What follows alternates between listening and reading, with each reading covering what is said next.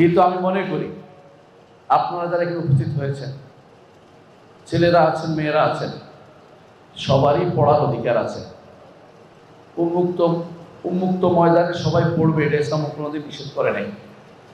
একান্ত পড়ার ক্ষেত্রে নিষেধাজ্ঞা আছে।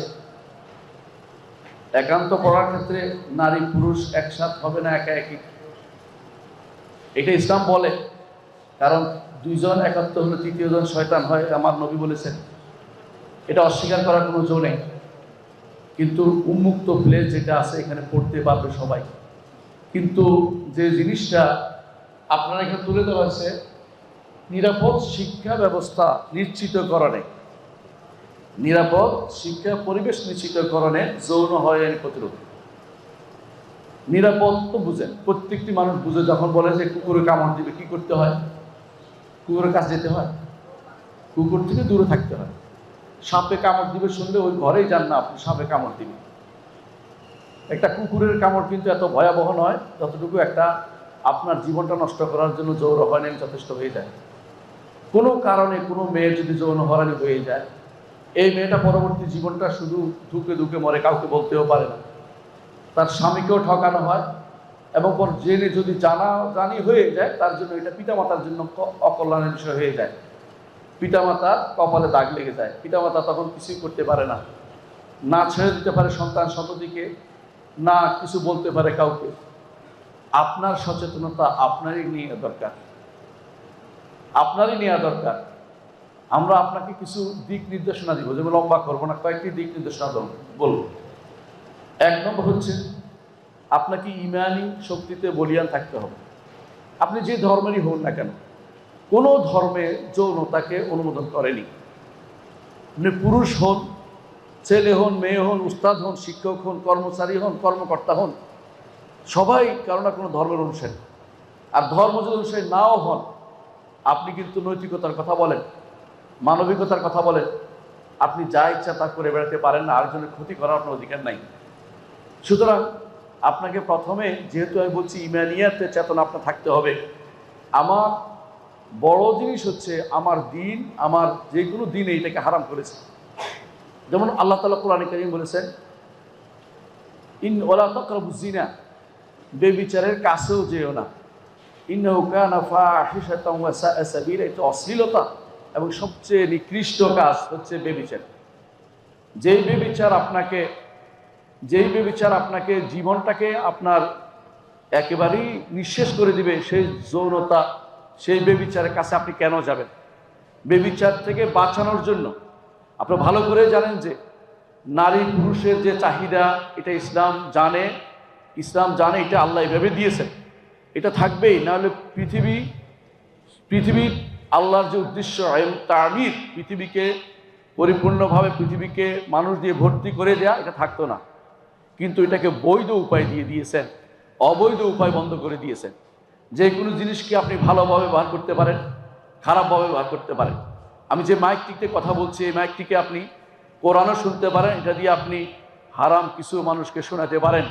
তাহলে আপনার জন্য ইসলাম যা নিষেধ করে দিয়েছে তার বিপরীত বিকল্প দিয়ে দিয়েছে, সেটা আপনাকে খেয়াল রাখতে হবে। যেন যেটা বলেছে অত্যন্ত খারাপ, এইটা ইমানি চরিত্র আপনার মধ্যে থাকতে হবে। এমনকি আপনাকে জানতে হবে, শুধু ইমানের বিষয় নয়, সচেতন হতে হবে যে আমি নিজেকে প্রটেক্ট করব, আমি নিজেকে রক্ষা করব। এটা ব্যক্তিত্বশীল ব্যক্তিরাই শুধু সেটা পারে।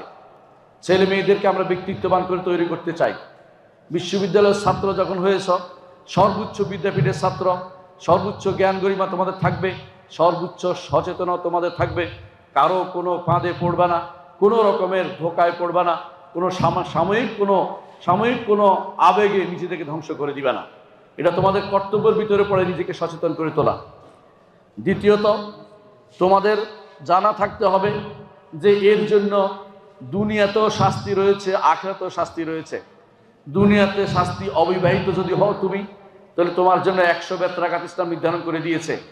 এইটা জাগতিক আইনে যেটাকে বৈধতা দেওয়া হয়েছে, ইসলাম সেটাকে অবৈধ বলেছে। কেউ যদি সেটা বৈধতা দেয়, তার ঈমান থাকবে না, এটা তোমার জানা উচিত। ইসলাম সেটা অবৈধতা দিয়েছে। 3 নম্বর হচ্ছে, যদি বিবাহিত হও, তোমার জন্য মৃত্যুদণ্ড অপেক্ষা করছে, কোনোভাবেই তুমি পার পাবে না। পরকিয়া করে, আরেকজনের সাথে কথা বলে পালিয়ে যাবে, যতই পালিয়ে যাও না কেন মৃত্যুদণ্ড থেকে তুমি মুক্তি পাবে না। এটা ইসলাম বলে দিয়েছে, নির্ধারণ করে দিয়েছে, তোমার জানতে হবে সেটা। ইসলামী বিধান নাই বলে তুমি হয়তো লাফিয়ে বেড়াচ্ছ, কিন্তু লাফানো বেশি দিন না, মৃত্যুর পরে তোমার জন্য শাস্তি অপেক্ষা করছে। মুহাম্মদুর রাসূলুল্লাহ সাল্লাল্লাহু আলাইহি ওয়াসাল্লাম একটি ঘটনা তোমাদেরকে বলি। তিনি বলেছেন, এক রাত্রিতে আমাকে সাপনিক মেরাজে আমাকে নিয়ে যাওয়া হলো। তিনি জানিয়ে দিলেন, কিছু লোককে তিনি দেখলেন তন্দুর রুটি বানায় যে এরকম একটা ভিতরে কিছু লোককে রাখা হয়েছে, তারা চিৎকার করছে। আমি বললাম যে তোমরা তো আমাকে জানালে, এই লোকগুলি কারা, এটা আমাকে জানাও। দেখছি আমরা, বলে তারা হচ্ছে জিনাকারী নারী পুরুষ, তাদের এই পরিণতি হচ্ছে। তাহলে এটা শাস্তি কিন্তু ভয়াবহ, আখিরাতেও দুনিয়াতেও এটা শাস্তি রয়েছে। কিন্তু এই হয়রানি যারা করে তারা শাস্তির ভয় করে না। এইটার জন্য তোমাকে সচেতন হতে হবে, কারণ তোমার ক্ষতি করে তারা পাগার পার করবে। সবচেয়ে বেশি ক্ষতি হয় মেয়েদের, কারণ বাবা মা কষ্ট পায়, নিজেরা কষ্ট পায়, পরবর্তী জীবন তাদের কষ্টের মধ্যে থাকে। পুরুষ তো পালিয়ে বেড়ায়, তাকে খুঁজে পাওয়া যায় না। নারী তার চিহ্ন বয়ে বেড়ায় সারা জীবন। এই চিহ্ন একজন সচেতন পুরুষ ধরতে পারে যখন তার সাথে বিয়ে হয়। এই জন্য অবশ্যই তাকে আগে সচেতন হতে হবে। তৃতীয়ত, যদি কোনো কারণে কারো এই সমস্ত পাপে পতিত হয়ে যায়, ইসলাম বলে হতাশ হবে না, সে দোয়া করবে, আল্লাহর কাছে ক্ষমা চাইবে, আল্লাহ যেন তার ক্ষমা করে দেয়। হতাশ হওয়া ইসলাম অনুমোদন করে না। এটাও তোমার জন্য একটা মূল জিনিস, যে মৌলিক জিনিস। আমাদের দেশে অনেকেই দেখা যায় তার প্রেমের পরিণতি হয়ে যায় আত্মহত্যা, এটা ইসলাম অনুমোদন করে না। এটা খুব খারাপ জিনিস। এটা কেন হয়? কারণ সে মনে করে যে তার জীবন বেঁচে থাকে কোনো লাভ নেই। কথা ঠিক নয়, তাকে বেঁচে থাকতে হবে এবং তাকে এর বিরুদ্ধে কথা বলতে হবে, যে আমি যে পরিণতি পড়েছি কেউ যেন এই পরিণতি না পড়ে। এরপরের যে জিনিসটা আমি বলবো সেটা হচ্ছে, ইসলাম যে জিনিসটা গুরুত্ব দিয়েছে তা হচ্ছে কুল্লিল মুমিনিনা ইয়াগুদ্দু মিন আবসারিহিম। ঈমানদার নারীদের, পুরুষদেরকে বলা হয়েছে চোখ যেন নিচু করে। চোখ নিচু করে সে যেন হা করে তাকিয়ে থাকবে না কারো দিকে। পুরুষ মানুষকে চোখ নিচু করতে ইসলাম বলেছে। এই জন্য তার সামনে দিয়ে যাবে এটা বলে নাই, যে নারীরা সব ঘরের ভিতরে একেবারেই বসে থাকবে এটা বলে নাই। তাকে বের হতেই হবে, সে পড়ালেখা করবে, বাজারে যাবে, কাজ করবে, তার অনেক কিছু থাকতে পারে। কিন্তু পুরুষকে বলেছে সামনে পড়লে তোমার চোখ নিচু করবে, তার দিকে তাকিয়ে তাকিয়ে সারাক্ষণ গল্প করবে, এটা ইসলাম বলে না। এই জন্য চোখ নিচু করতে হবে। আবার নারীকেও বলা হয়েছে তোমার চোখ নিচু করবে, তুমিও তার দিকে তাকিয়ে সারাক্ষণ বেশিক্ষণ বলতে থাকলে কি হবে? জিনাল আইনাইনিন নাজার। মুহাম্মদ রাসূলুল্লাহ সাল্লাল্লাহু আলাইহি ওয়াসাল্লাম বলেছেন যে দুই চোখের জিনা হচ্ছে, বেবিচার হচ্ছে তাকিয়ে থাকা। তাকিয়ে থাকা শুধু জায়েজ আছে নিজের স্ত্রীর দিকে অথবা নিজের স্বামীর দিকে, এর বাইরে কারো প্রতি বিনা কোনো বলগাহীনভাবে তাকিয়ে থাকা ইসলাম অনুমোদন করে না। এটা তোমাকে আমাকে জানতে হবে। অন্য কোনো ধর্মে সেটা অনুমোদন করেছে এমন কোনো প্রমাণ দিতে পারবে না। এটা শুধু মানুষ নিজের নিজের নিজের স্বার্থ অথবা নিজের প্রবৃত্তির রসনা সেটা অনুমান করে চলেছে, পিছনে ছুটে চলেছে। এরপরে যে কাজটি করতে হবে তার নির্জনতা ত্যাগ করতে হবে। একান্ত হওয়ার সুযোগ নাই।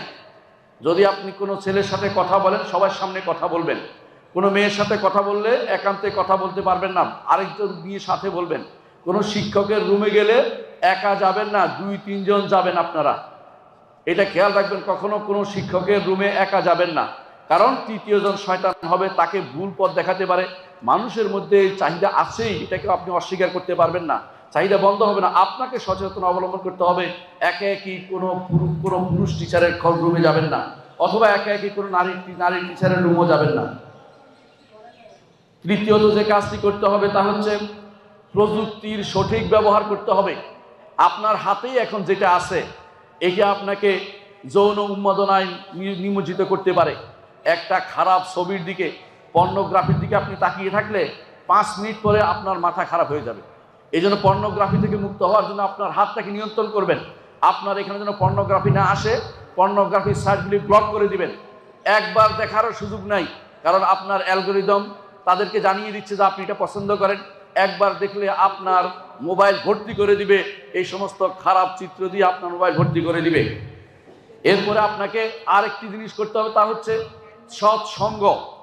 ভালো মানুষের সাথী হবেন, যারা আপনাকে যৌনতার দিকে নিয়ে যাবে না। যে সমস্ত শিক্ষক, কর্মচারী, কর্মকর্তা অথবা ছাত্রের ব্যাপারে আপনার সন্দেহ হয়, ডাউট হয় যে এদের কাছে গেলে আমার যৌনতার মধ্যে ডাকতে পারে অথবা যৌনতার দিকে ডাকতে পারে, তাদের থেকে দূরে থাকবেন। যোজন দূরত্বে, যেমনিভাবে সাপের কামড় থেকে দূরে থাকার জন্য আপনি সাবধানতা অবলম্বন করেন, যেমনিভাবে কুকুরের কামড় থেকে বাঁচার জন্য চেষ্টা করেন, যেমনিভাবে গাড়ি চাপা পড়া থেকে আপনি দূরে থাকেন, তেমনিভাবে সৎ সঙ্গ গ্রহণ করবেন। আর একটি কাজ করবেন, সময়ের সঠিক ব্যবহার করবেন। বিশ্ববিদ্যালয়ের ছাত্ররা সময় অনেক পায়, কিন্তু বেশিরভাগ সময় যদি কোনো আপনি নষ্ট করেন এই সমস্ত একে অপরের সাথে একান্তে আলোচনা, তাহলে আপনার জীবনের পড়ালেখা হবে না, ভবিষ্যৎ আপনার সবচেয়ে খারাপ হবে। এটা খুবই লক্ষণীয় বিষয়। আর যদি আপনার সময়টা আপনি লেখাপড়া, খেলাধুলা, শরীর চর্চা, বিভিন্ন কাজে আপনি ব্যস্ত রাখেন, এবং যদি আপনি নিজে এমন কোনো কাজ করেন যা দিয়ে আপনি পরবর্তী জীবনে ভালো কিছু করতে পারেন। এখন আর অনেকেই জানেন যে এখন অনেকেই একা একে ফ্রিল্যান্সিং করে বহু টাকা রোজগার করতে পারে, এটা শিখার মাধ্যমে। এটা আপনি এমন কিছু শিখতে পারেন যে ভবিষ্যতে কাজে লাগবে। তা না করে আপনি যদি সঙ্গ পড়ে যান, কোনো অসৎ সঙ্গে পড়ে যান, বা একান্ত থাকার জন্য চিন্তা করে বেড়ান, তাহলে আপনার জীবন সবসময় বিষ বাষ্পের মতো ক্ষতিগ্রস্ত হবে, কোনো সন্দেহ নাই। পরবর্তী আরেকটি পরামর্শ আপনাদের প্রতি, সেটা হচ্ছে দ্রুত বিয়ে করা। দ্রুত বিয়ে করার চিন্তা ভাবনা করবেন। যখনই বিয়ে আমার নিজের পায়ে দাঁড়াবো এই চিন্তা করবেন না। পুরুষ হোক, যখনই সুযোগ পাবেন পুরুষ মানুষ নিজের বিয়ে যত তাড়াতাড়ি সম্ভব করবেন। আর মেয়েরা, বাবা মা যদি বিয়ে দিতে চায়, কখনো আপনি নো করবেন না, বরং বিয়ের মাধ্যমে তার প্রকৃত জীবন শুরু হবে। কোনো মেয়ে কোনোদিন বিয়ের মাধ্যমে ছাড়া কোনোদিন তার জীবনে যত কিছু হয়ে যাক না কেন, একেবারে খোঁজ যদি প্রধানমন্ত্রী হয়ে যান, আপনার স্বামী লাগবে। সুতরাং আগে স্বামীটা থাকাই ভালো, এটা মনে রাখতে হবে। এই জন্য বিয়ের ব্যাপারটা দ্রুত করার চেষ্টা করবেন, যাতে করে যেই প্রবৃত্তি আপনার সামনে আপনাকে তাড়না দিয়ে বেড়াচ্ছে সেটা নিরোধ হয়। মুহাম্মদ রাসূলুল্লাহ সাল্লাল্লাহু আলাইহি ওয়াসাল্লাম মতো ব্যক্তিও, এক মহিলা এসে বললেন যে ইয়া রাসূলুল্লাহ আমাকে বিয়ে করুন। রাসূল তার দিকে তাকিয়ে বললেন যে আমার বিয়ের কোনো প্রয়োজন নেই।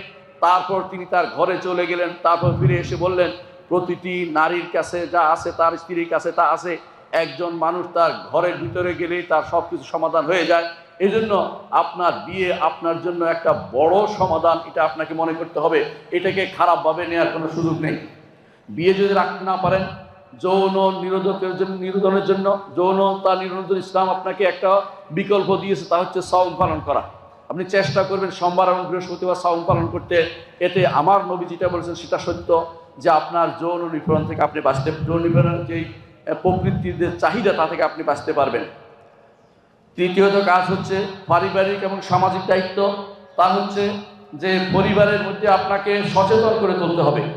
সচেতন করে তুলতে হবে। পরিবারের মধ্যে অনেক সময় এমন অবস্থা তৈরি হয়, সেটা আমি কি বলবো, অনেকে পারিবারিকভাবে যৌন নিপীড়নতার শিকার হয়।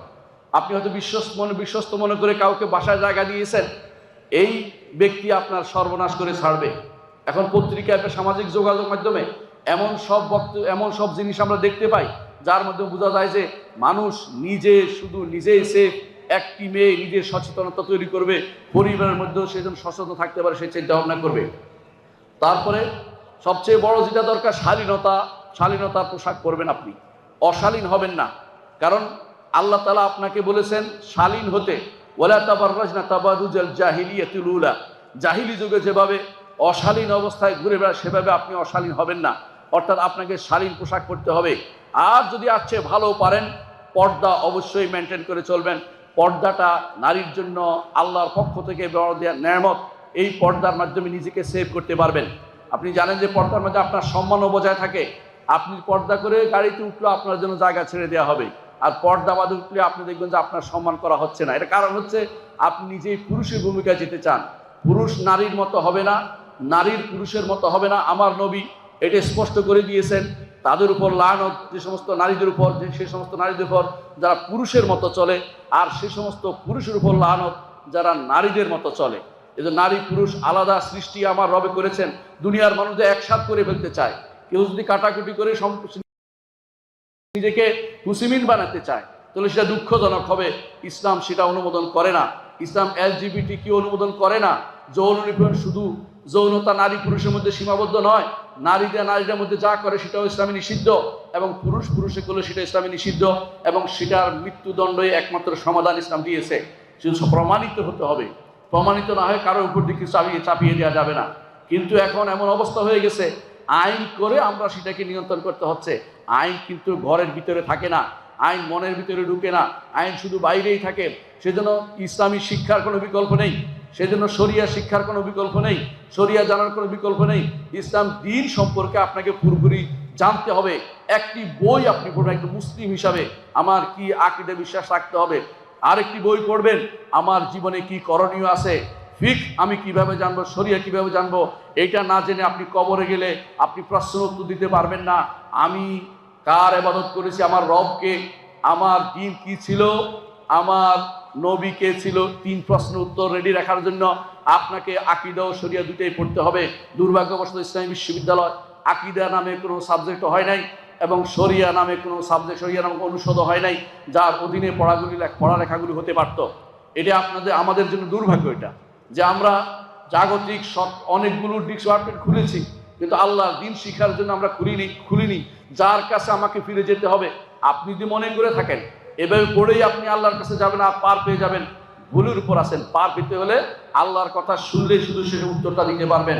তাহলে কি করতে হবে? পারিবারিক জীবনে পারিবারিক শালীন পোশাক যেমন পরবেন, পর্দার ব্যবস্থাপনা করবেন, নারীর নিরাপত্তা নিশ্চিত করবেন। কোনো বাবা মা নারীকে রেখে দিবে না। ইসলামী বিশ্ববিদ্যালয় সহ বিভিন্ন বিশ্ববিদ্যালয়ের সান্ধ্য আইন আছে, সান্ধ্য আইন মেনে চলবেন। সন্ধ্যার পরে ঘর থেকে বেরিয়ে কখনো যাবেন না, আপনার হলের ভিতরে আপনাকে অবস্থান করতে হবে।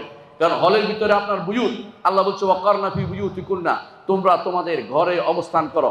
যখন বাইরে গেলে আপনার নিরাপত্তা বিঘ্নিত হবে, সেই সময় বাইরে যাওয়ার কোনো অধিকার আপনার নাই। গেলে আপনি ক্ষতিগ্রস্ত হবেন। আপনি নিজে ক্ষতিগ্রস্ত নিজে কেন করবেন?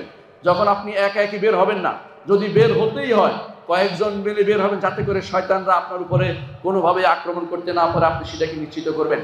অভিভাবকের দায়িত্ব হচ্ছে মেয়েকে এমন পরিবেশে রাখা যেই পরিবেশে সে নিজেকে সেভ করতে পারবে। অভিভাবক এমন কোনো লোকের সাথে পরিচয় করিয়ে দিবেন না যেই লোক তার পিছু নিবে এবং তাকে ক্ষতিগ্রস্ত করবে। এমন কোনো জায়গায় রেখে যাবেন না যে জায়গায় সে নিশ্চিত না, যেখানে বেবিচারের সেঞ্চুরি হয়, এই সমস্ত জায়গায় তার সন্তানদেরকে তিনি ইচ্ছাকে দিতে পারবেন না। দিলে তিনি দায়ুস হয়ে যাবেন।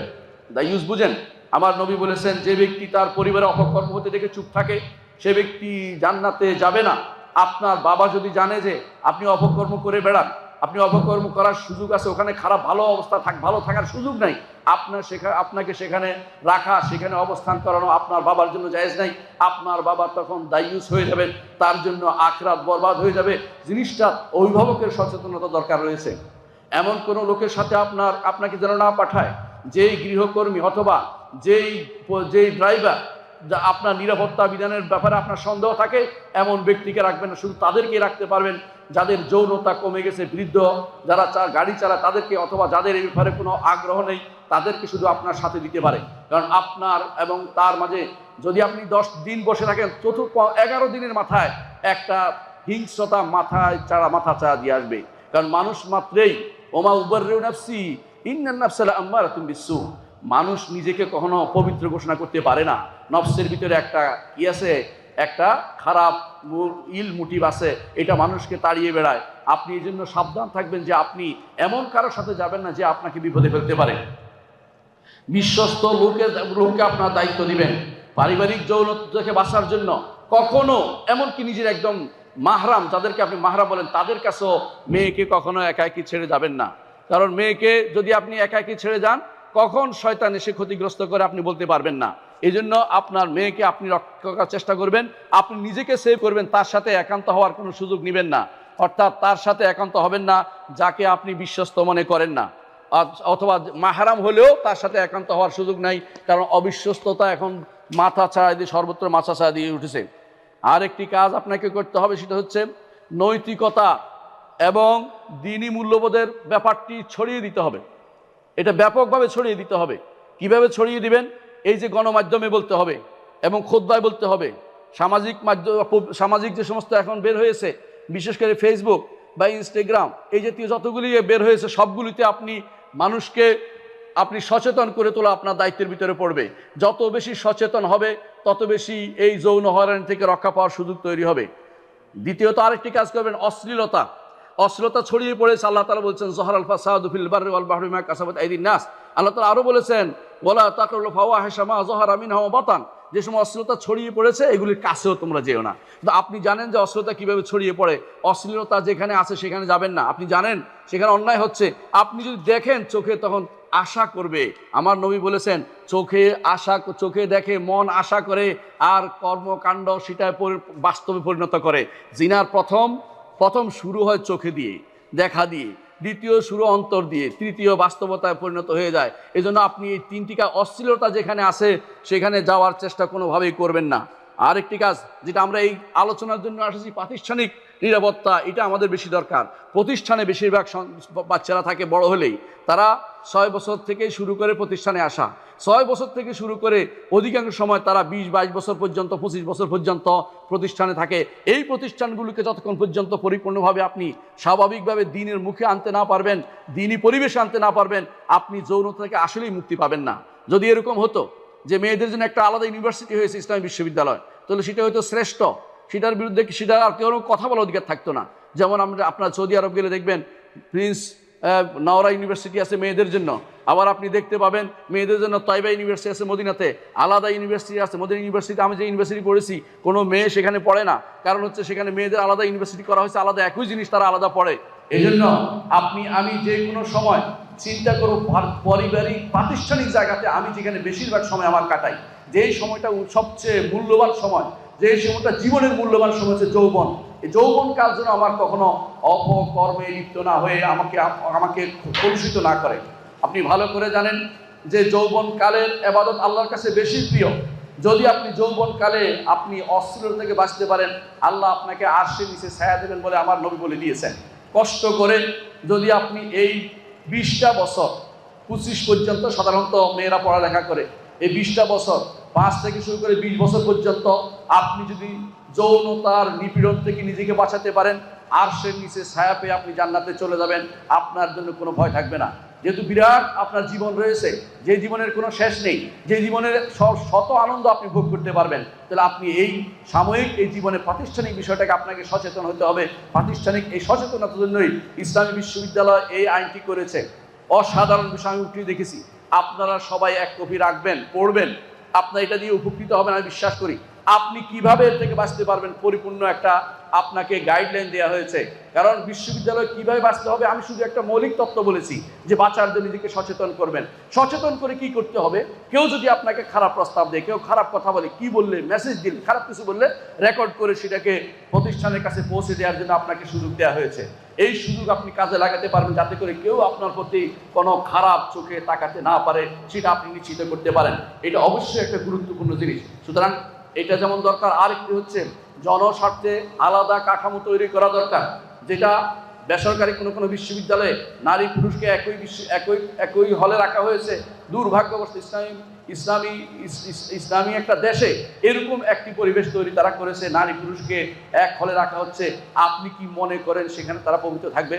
এটা কোনোভাবেই গ্রহণযোগ্য না। আপনাকে আমাদের বিশ্ববিদ্যালয় আলহামদুলিল্লাহ সবচেয়ে সুন্দর পরিবেশ করা হয়েছে। নারীদেরকে একটা অংশে আলাদা করে দেওয়া হয়েছে, ছেলেদেরকে আলাদা অংশে আলাদা করে দিয়েছে। আপনি আপনার বলয়ে স্বাধীন, মেয়েদের মাঝে আপনি খেলাধুলা করতে পারবেন, আপনি দৌড়াদৌড়ি করতে পারেন ভিতরে বসে, আপনাকে যেন কেউ আঘাত করতে না আসে। আমার মনে আছে, আমার খুব ভালো লাগে একটা কথা আমার মনে পড়ে। একবার আমার মনে পড়ে, আমি যখন চেয়ারম্যান ছিলাম ডিপার্টমেন্টের, আমি ছেলেদের নিয়ে যাব বাইরে, খুব ভোরে গাড়ি চলে এসেছে, তখনও সূর্য উঠে নাই, ফজরের নামাজ তখনও আজান দেয় নাই। আমরা গাড়ি নিয়ে অপেক্ষা করছি। যিনি ছিলেন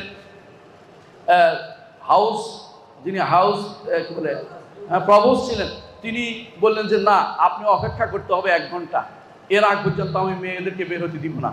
আমার কাছে খারাপ লাগলো, আমার কাছে এই দিতে ভালো লাগছে, দাঁড়িয়ে থাকতে খারাপ লাগছে, কিন্তু ভালো লাগছে যে তিনি একটা জিনিস রক্ষা করেছে, মেয়েদেরকে তার নিরাপত্তার জন্য তিনি আমাকে ছাড় দেন নাই। কারণ আমি তো ফেরেশতা না, আমিও তো মানুষ। মেয়েদেরকে রাতের অন্ধকারে ঘর থেকে বেরোতে অনুমতি দেন নাই যতক্ষণ পর্যন্ত না সূর্য উঠেছে, আলোকিত হয়ে গেছে। সুতরাং আমি বুঝাতে চাচ্ছি এটাই, যে পরিবেশটাও দরকার রয়েছে। এমন কোনো পরিবেশ তৈরি করবেন না যেখানে অন্যায় হতে পারে, এমন কোনো পরিবেশ তৈরি করবেন না। আপনি হয়তো সরোবর তৈরি করছেন, কিন্তু এখানে কি হচ্ছে সেটা দেখারও আপনার দায়িত্ব রয়েছে। সেখানেও আপনাকে একজন লোক নিয়োগ দিতে হবে যে তিনি এখানে অপকর্মকে সেটাকে বাধা দিবে, যে এখানে অপকর্ম করার জায়গা নয়, এখানে বসে একটা সাইড আলাদা করে দিবে মেয়েদের জন্য, একটা সাইড ছেলেদের আলাদা করে, যাতে করে ছেলে মেয়ে একান্তে বসে এই অপকর্ম যৌন হয়রানির সুযোগ না হয়ে থাকে। অনেক সময় যৌন হয়রানির শিকার হয় কিভাবে, তার কোনো এখানে কেউ নেই না, কিন্তু যদি শিক্ষকরা শক্তিশালী হয়, পরিবেশ যদি শক্তিশালী হয়, তাহলে দেখবেন যে একসময় মেয়েরা বলবে যে আমরা সম্পূর্ণ সিকিউর এই জায়গাতে অবস্থান করছি, আর ছেলেরাও তাদের দ্বারা কোনোদিন প্রতারিত হবে না। অনেক সময় ছেলেমেয়েরা এভাবেই একে অপরে প্রতারিত হয়ে যায়, কারণ পরিবেশ রক্ষা করা সম্ভব হয় না বলেই। যেটা আমি বলবো, সেটা সব শেষে বলবো, সেটা হচ্ছে আপনার জানা উচিত ইসলাম কিভাবে এই জিনিসটাকে হ্যান্ডেল করেছে। ইসলাম কখনো বলে নাই যে বিয়ে শাদী হবে না, বরং বিয়ে শাদী হবে দেখে নিতে বলেছে বিয়ের আগে। গুরুত্বপূর্ণ, পছন্দ হলে সারা জীবন, তাহলে সে একটার বিরুদ্ধে একটা কথা বলতে থাকবে, তার সারা জীবন নষ্ট হয়ে যাবে। এই জন্য বিয়ের আগে দেখে নিতে বলেছে যে তার সাথে তার সংসার চলবে কি চলবে না, কথা বলে নেওয়ার অনুমতি আছে, এগুলি হচ্ছে বিয়ের আগে। কিন্তু আপনি যদি কত মানুষের সাথে কথা বলেছেন, শেষ জীবনে এমন লোকের গায়ে উঠে গেছেন যে লোক আপনাকে ভালো ব্যবহার দেখাবে না, অথবা তার সাথে ভিন্ন রকম ব্যবহার পেয়েছেন, আপনি দেখবেন যে আপনার জীবনে শান্তিকর হচ্ছে না। এই জন্য আপনাকে চিন্তা করতে হবে যে আমি বহুমুখী হব না, আমি একমুখী হব, আমি আমার স্বামীমুখী হব। আর পুরুষ ছেলে চিন্তা করবে আমি বহুমুখী হব না, আমি আমার স্ত্রীমুখী হব, বহুমুখী হব না, আল্লাহ যেটা হালাল করেছে সেটার মুখী হব। মুহাম্মদ রাসূলুল্লাহ সাল্লাল্লাহু আলাইহি ওয়াসাল্লাম একদিন বসা ছিলেন, এক যুবক এসে বললেন যে আমি ব্যভিচার করতে চাই।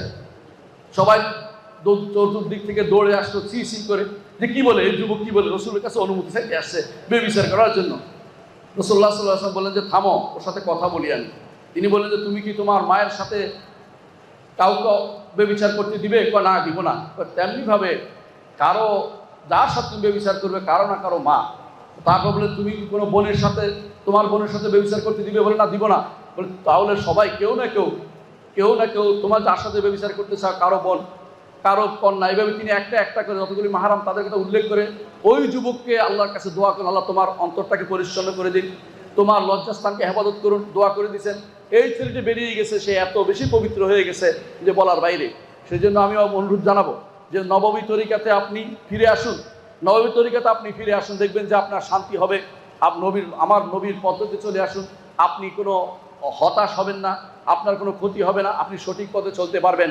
এই জন্য সব কিছুর আগে নিজেকে সামলে নিন।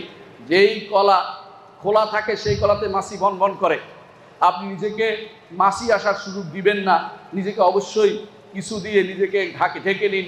এই ঢেকে নেওয়াটা ইসলাম বলেছে। ইসলাম তাকে বলে নাই ঢেকে নিয়ে সে আর পড়ালেখা করতে পারবে, এটা বলে নাই। পড়ালেখা ঢেকে নিয়েই পড়ালেখা করতে পারবে। আমার ডিপার্টমেন্টের মেয়েদেরকে আমি দেখি সবসময় তারা শালীন পোশাক পরে আসে এবং আমি দেখি পর্দা করে আসে। এটা আমার জন্য গর্বের বিষয় যে আমি তাদের সাথে আমার এই জন্য কোনো ঝগড়া করতে হয় না, তর্ক করতে হয় না। আপনাদের অনুরোধ জানাবো, নিজের স্বার্থে, দ্বীনের স্বার্থে, ঈমানের স্বার্থে, ভবিষ্যৎ আপনার প্রজন্মের স্বার্থে আপনি যদি কোনো সঠিক পথে চলতে পারেন, আপনার ঈমানকে হেফাজত করতে পারেন, আপনি হবেন সেরা ব্যক্তিত্ব। কারণ যে ব্যক্তি এ থেকে উঠে বেরিয়ে আসতে পারবেন, আপনার জন্য আল্লাহ তাআলা আরশের নিচে, আরশ অন্যায় থেকে বেরিয়ে আসতে পারবেন, আরশের নিচে ছায়া ব্যবস্থা করবেন। নারী পুরুষ উভয়ের জন্য এই ব্যবস্থাপনা আল্লাহ তাআলা রেখেছেন। সেই জন্য আমি অনুরোধ জানাবো যে এই বিশ্ববিদ্যালয় যে নীতি দিয়েছে এটা কাজে লাগান। আপনি সুস্থ থাকুন, আপনি পরিবেশ সুন্দর রাখুন। কারণ এর কারণে অনেকগুলো হত্যা পর্যন্ত ঘটে যায়, একে অপরের অমুকের প্রেমিক অমুকে নিয়ে গেছে এই জন্য অমুকে মেরে ফেলা, এই সমস্ত জিনিস কেন হয় এই জন্য, কারণ যৌনতার কারণে হচ্ছে। এই যৌনতাকে কিভাবে নিবারণ করা যায়, ভালো খাতে ব্যবহার করা যায়, শরীয়ত নির্দেশিত পন্থায় থাকা যায়, এই বিষয়টি আপনার আমার জানা উচিত এবং যথাযথ পদ্ধতিতে আমরা চলি। আমি দোয়া করব যাদেরকে আল্লাহ তাআলা ক্ষমতা দিয়েছেন তারা যেন নারীদের জন্য আলাদা বিশ্ববিদ্যালয়, ইসলামী বিশ্ববিদ্যালয়ের ব্যবস্থা করেন। কারণ ইসলামী বিশ্ববিদ্যালয় এটা আলাদা একটা হওয়া উচিত আমি মনে করি। এবং ইসলামী বিশ্ববিদ্যালয়, আমাদের ইসলামী বিশ্ববিদ্যালয়কে ইসলামী চরিত্র যেন রক্ষা করে, সেই ব্যবস্থাপনা রাষ্ট্রপ্রধান সহ সবাইকে অনুরোধ জানাবো, এবং যারাই এই শিক্ষার সাথে জড়িত সবাইকে অনুরোধ জানাবো। ওমা তৌফিক ইল্লা বিল্লাহ। আসসালামু আলাইকুম ওয়া রাহমাতুল্লাহি ওয়া বারাকাতুহু।